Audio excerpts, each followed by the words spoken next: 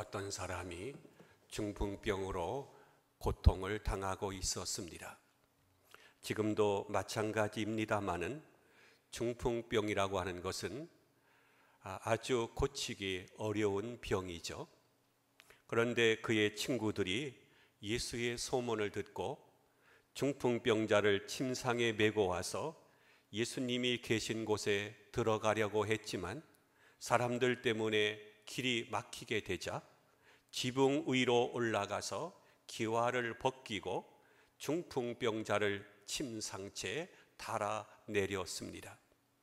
이러한 일련의 행위를 보신 주님께서 그들의 믿음을 보시고 중풍병자를 치료해 주시면서 내 침상을 가지고 집으로 돌아가라, 이렇게 말씀하셨다는 것이 오늘 성경의 본문의 내용입니다. 올 때는 침상에 누워서 왔던 사람이 갈 때는 걸어서 자기가 누웠던 침상을 들고 걸어갔습니다. 사랑하는 성도 여러분, 교회에 나올 때는 염려와 근심을 가지고 왔을지라도 집에 돌아갈 때는 기쁨을 가지고 돌아가시기를 바랍니다. 교회에 나올 때는 문제를 가지고 왔지만 교회 문을 나설 때는 해결을 받고 돌아가시는 성도가 되기를 바랍니다. 먼저 본문의 17절의 말씀을 보겠습니다. 가룟은 가르치실 때에 갈릴리의 각 마을과 유대와 예루살렘에서 온 바리새인과 율법 교사들이 앉았는데 병을 고치는 주의 능력이 예수와 함께 하더라. 오늘 본문의 서론이기도 하고 결론이기도 합니다. 바리새인은 율법을 잘 지킨다는 정통주의자들이고 율법 교사는 율법을 사람들에게 가르치는 교사요 선생이었습니다. 그러나 그들에게는 뭐가 없었습니까? 병 고치는 능력이 없었습니다. 병을 고치는 능력은 예수님에게만 있었다고 말씀하고 있습니다. 우리가 살고 있는 이 시대는 병든 시대입니다. 이름 모를 병과 원인을 알 수 없는 병이 현대인들을 위협하고 있습니다. 그 중에 하나가 바로 코로나 바이러스입니다. 사람들은 이 병의 전염성에 놀라고 있습니다. 중국 우한에서 시작된 코로나 바이러스가 불과 몇 달 만에 세계 곳곳에 번져서 지금은 무려 1260만 명이나 감염이 되었습니다. 미국은 확진자가 300만 명을 넘어섰고 하루에만 해도 5만 명, 6만 명이 감염되고 있습니다. 놀라운 숫자입니다. 세계는 예방과 치료를 위해서 연구와 실험을 거듭하고 있지만 아직도 속수무책입니다. 이것을 보면서 인간은 한없이 연약하다는 것을 깨닫게 됩니다. 핵무기 단위를 사용할 때 메가톤이라고 하는 말을 사용하게 됩니다. 메가라고 하는 말은 100만 배라고 하는 뜻입니다. 그러니까 메가톤 하면 곧 100만 톤을 뜻하는 것입니다. 핵무기의 중량이 2000톤이니 또 2만 톤이니 하는 것은 옛날의 이야기가 되어버렸습니다. 이제는 단위가 높아졌기 때문에 100만 톤이 1메가톤이 된 것입니다. 즉 대형화된 것이죠. 더욱 놀라운 것은 메가데드라고 하는 말입니다. 데드라고 하는 말은 우리가 잘 알듯이 죽음이라고 하는 뜻이죠. 그러니까 1메가데드는 100만 명이 한꺼번에 죽는 것을 100만 명이 죽었다고 말하지 않고 1메가데드라고 해버리면 마치 한 사람이 죽은 것처럼 사람들의 감각이 둔화되어 버립니다. 사람 하나 차에 치여 죽어도 신문에 대서특필하는 시대는 지나갔습니다. 삼풍 백화점 붕괴 사고나 비행기 추락 사고가 나야 며칠 동안 기사화되고 맙니다. 이제 사람들이 수백 명씩 떼죽음을 당해야 입을 벌리고 떠들게 됐을 뿐 한두 명이 죽는 것은 사람 사건 축에도 못 돌아가는 무감각한 시대를 우리들은 살아가고 있습니다. 돈도 그렇습니다. 단돈 10,000원이 내 호주머니에 없는데도 이제는 200억이니 3천억 정도라고 해야 돈으로 생각하는 시대가 되었습니다. 이제는 누가 수억을 사기쳤다고 해도 큰 사건 축에 들지 않는 것으로 여기게 된 것입니다. 우리 사회의 이 병을 누가 고칠 수 있을까요? 심령골수까지 이 스며든 심령의 병을 누가 고칠 수 있겠습니까? 바리새인도 거기 있었고 율법 교사들도 거기 있었지만 그들은 고치지 못했습니다. 오늘날 정치인이 이 병을 고칠 수 있을까요? 아니면 정치인이, 아니면 사회 정의를 외치는 단체가 이 병을 고칠 수 있겠습니까? 오늘 성경 17절 마지막 부분을 다시 보겠습니다. 병을 고치는 주의 능력이 예수와 함께 하더라 했습니다. 저를 따라합시다. 병을 고치는 주의 능력이 예수와 함께 있더라. 자, 아멘이십니까? 예수님에게는 병 고치는 능력이 있었습니다. 우리 시대의 치료자, 민족 양심의 치료자, 병든 문화의 치료자는 오직 예수님밖에 없는 것을 믿으시기 바랍니다.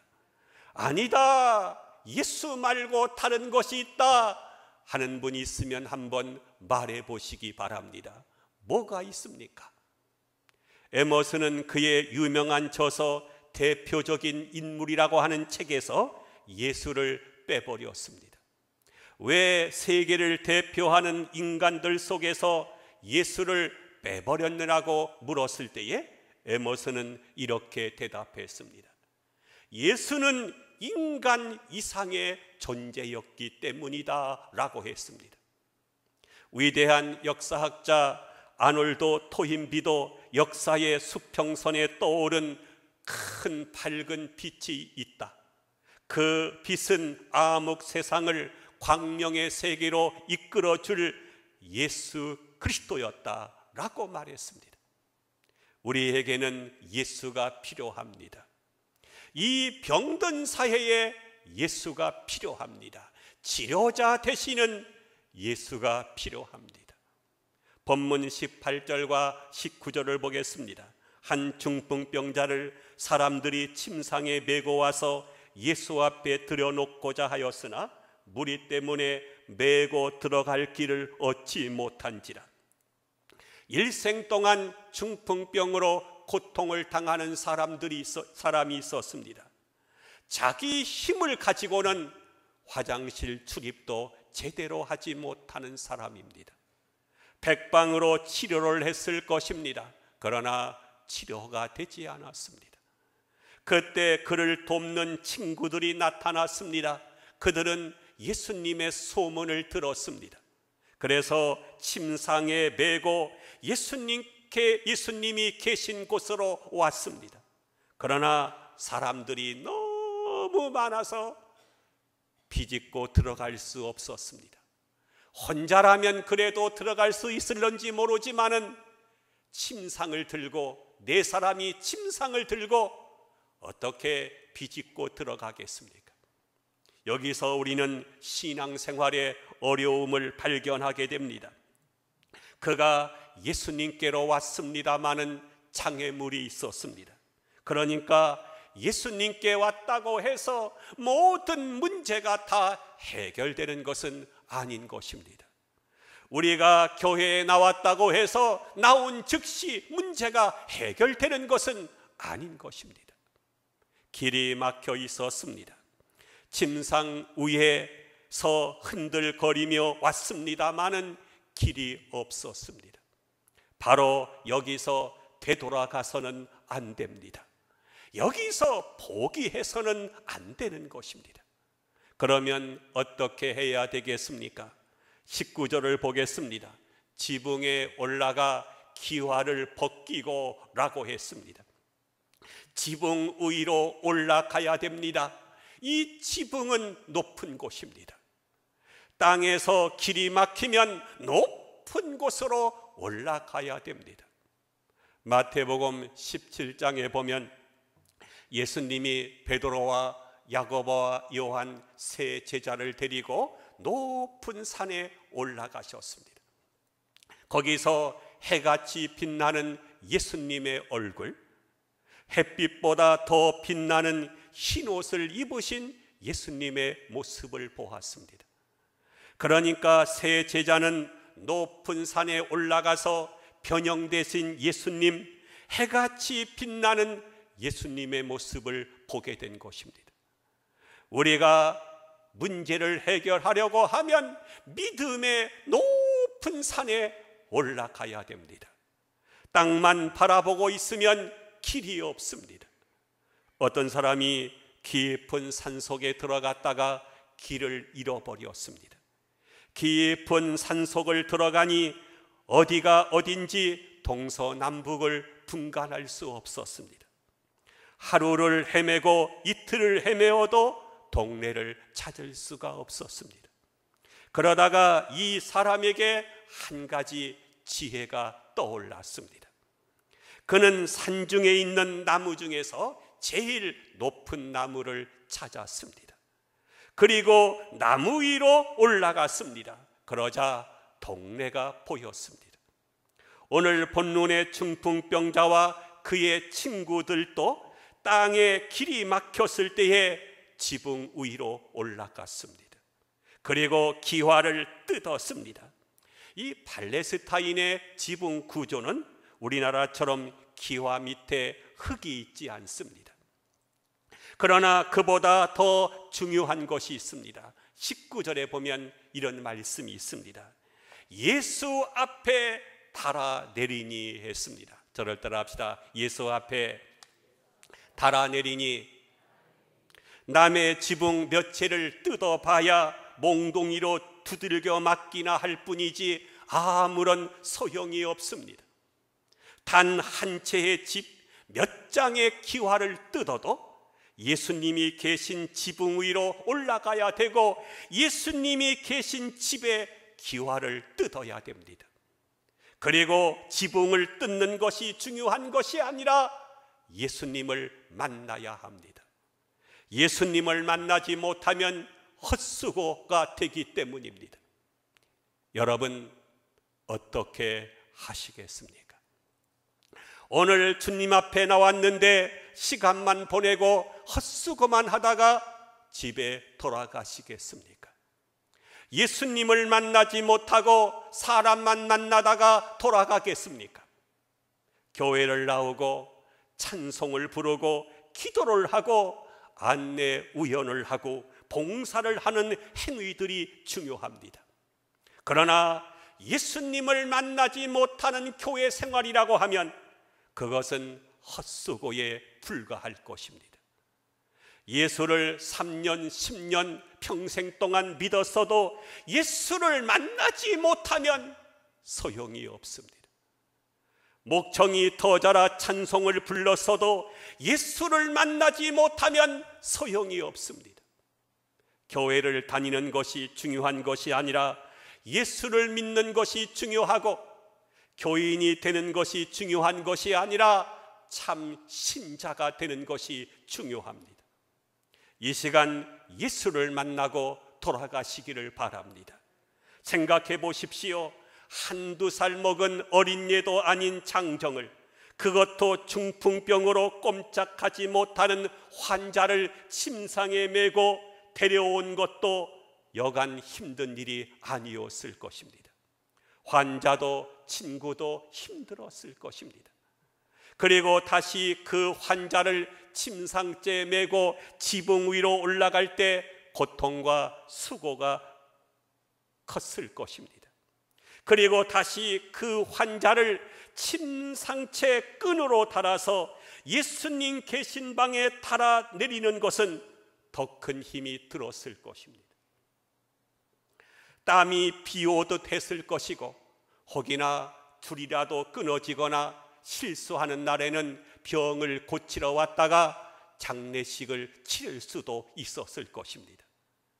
예수를 믿고 은혜를 받으려고 하면 땀이 필요합니다. 봉사하는데도 땀이 필요합니다. 기도하는데도 땀이 필요합니다. 예수님은 땀이 피가 되도록 기도하셨습니다.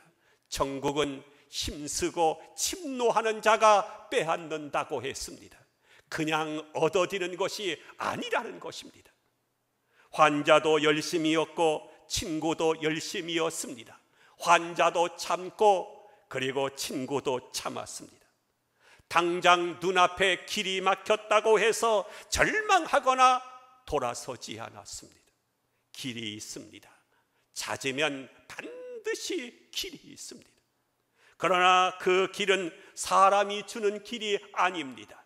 우리를 치료하시고 해결해 주시는 예수님께서 주시는 길입니다. 성경은 말씀합니다. 부지런하여 게으르지 말고 열심을 품고 주를 섬기라고. 그냥 집으로 돌아갈 수 없습니다. 이 시간 예수를 만나고 문제를 해결받고 집으로 돌아가야 됩니다. 지붕 위로 올라가 기와장을 뜯어내고 예수님을 만나야 합니다.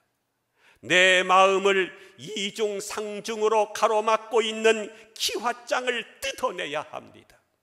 교만과 편견, 불신앙의 기와장, 은혜를 받지 못하게 하는 방해물, 아니면 코로나 바이러스, 그것을 뜯어내야 합니다.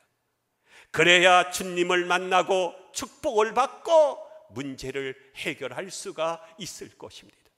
이 시간 우리 앞을 가로막고 있는 모든 기와장을 과감하게 뜯어내고 예수님을 만남으로 아픈 자는 고침받고 문제 있는 사람들은 해결받고 돌아가는 성도가 되시기를 주의 이름으로 축원함을 드립니다.